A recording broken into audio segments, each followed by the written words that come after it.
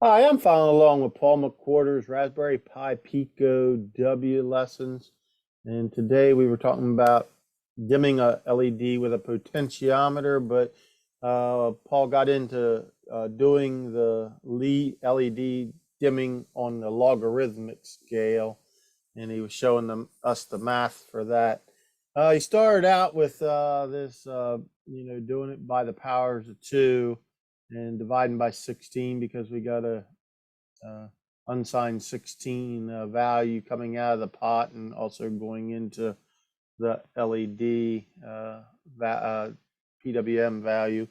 And he showed us the math where we're dividing this by 16 and um, then just using the power to do it, or to get your values in the logarithmic scale. And then he also, I think, just to do the math, he also went ahead and let's see, this is where he was showing us the math. That's not. Anyhow, he was showing us the math, how to do all the math to get for a 50 uh, instead of dividing by 16, dividing by 50 and getting a scale. And he shows that working in his code. Well, he hadn't changed it yet there. Here he's changed it. You can see he's dividing by 50, and then there he showed the calculations to find this 1.248 number because we're dividing by 50.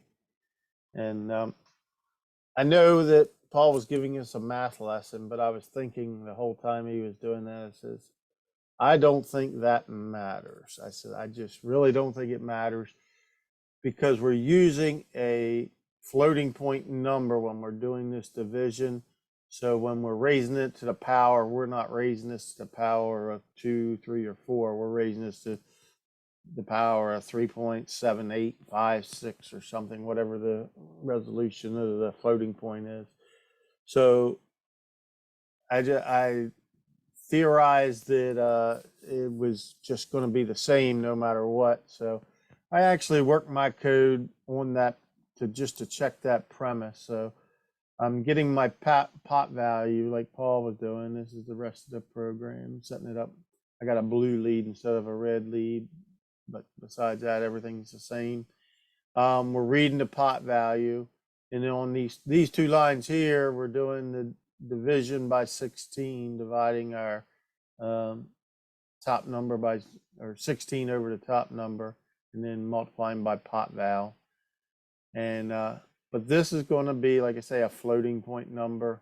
And when you do this, you're taking 2 to the exponent of that number.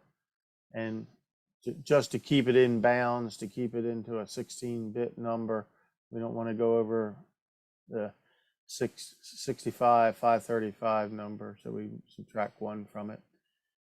But then I also did it with the 50 right next to it. I did both of them in the same code, and we got that same number. I calculated it out using the math and everything and got that number, and we're doing that by 50, and we're also subtracting 1 from it. So I'm using my /R, so we just my different way of printing it, and we're doing formatting the string here so you can easily see it. I also slowed it down to a sleep of 2 just so we can see that more easily observe the numbers. So my theory was that these were going to be the bright 50 and the bright 16 were going to be the same number, really close. So let's see what we get.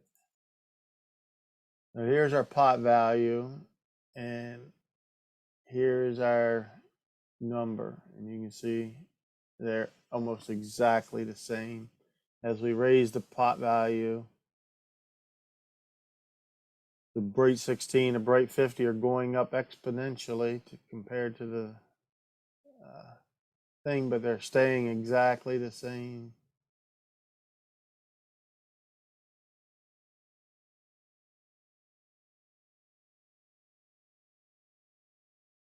within a tenth or so of the same number.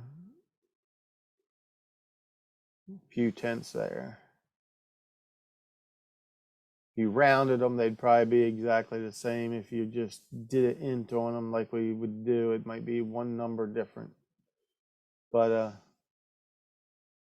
that's, you know, my theory is it wouldn't matter because we were using the floating point number on the EXP16 and EXP50. So I just wanted to, just as part of my homework, I wanted to prove out that what I was thinking when I was doing the video. The reason I had an inkling of that was what was happening is we went through logarithms when we were on our Raspberry Pi, regular Raspberry Pi lessons, when we were doing the same similar process over there with regular Python. And but the difference is that we were, and this is where the difference comes into play, is we were doing an int of, when we did this getting our power, we were getting a integer power, so we weren't getting a fractional power, you know, a floating point power there. And what that causes is that means that if you, with the EXP16, you're going to get 16 steps is all in your brightness. You're going to get 16 steps. And if you can turn the pot a little bit, and it's going to go up, not going to move at all, and then all of a sudden it'll the brightness will jump, you know, a whole power. So that's where it would make a difference. If you got 16 steps or you got 50 steps, you're going to get more granular output with the 50. But that only works if you do the int here. And we can stop the other program and start this one. And we can see now that you got, where these numbers were exactly the same, you got this one's going to be here, and this one is going to change. And as I just move the pot a little bit, we have to wait. Now we got 511 here, and we got 775. Because of it, 620, but 511. See, we had 3 jumps here, and this all stayed the same. So when we go down a little bit more, the other one will jump down. Now we got 255, and we got 397 over there. Now we got 255 and 318. Now we got 255 and 255. So you got certainly 16 times 3 is 48. So you got over 3 times the number of steps there. So that's why we're getting 3 numbers for every one change of the 16. Anyhow, I just wanted to prove out the homework. And I know Paul was concentrating more on the math, but if you're going to leave that as floating points like we have here, don't go to all the trouble of calculating this number. Just use your 16 and then 2 to the 16th power, or to the exponent, and you'll be fine. Save yourself a little bit of time. Anyhow, for those that didn't catch my little video on the printing on the same line, we're using this /R for this. And Charlotte turned me on, showed me told me to look at the F string. I was using dot format, and the F string is definitely a lot better because you're actually able just to put your variables from up here right into it. You don't have to restate your variables like you do in the dot format style. Plus you got this, like I say, you can format your thing like we got this. This means that we are left justifying, the less than sign is left justifying, and we're leaving room for 5 numbers. So we got 5 digits there, but if we turn our pot down, we only had 3 digits, but it left space for 5. That's what that means. And you can also do the same thing. We're doing left justify, but we're using 7 because you need the 5 for the whole numbers.